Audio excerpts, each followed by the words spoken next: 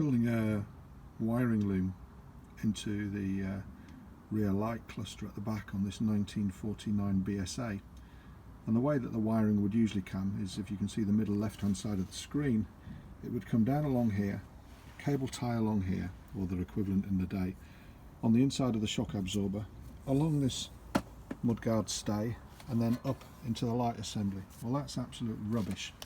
You can just see what I'm working on there. This is the loom to the rear light. I'm using P-clips, and I'm using the existing holes in the mudguard to carry the loom that follows the profile.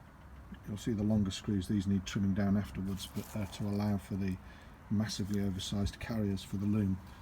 It'll allow the loom to fit like any modern bike. On my later Bantams there's trunking clips that follow the inside curvature of the mudguard, but on this 1949 BSA D1 plunger there is not. So rather than horrible cables coming along here, tie wrapped to here and up in here, which many people do, it'll take me an afternoon to do, but I think it will look certainly a lot neater. You can see there that I've been experimenting with some P-clips. Simon gave me those, but I'm using M6 stainless.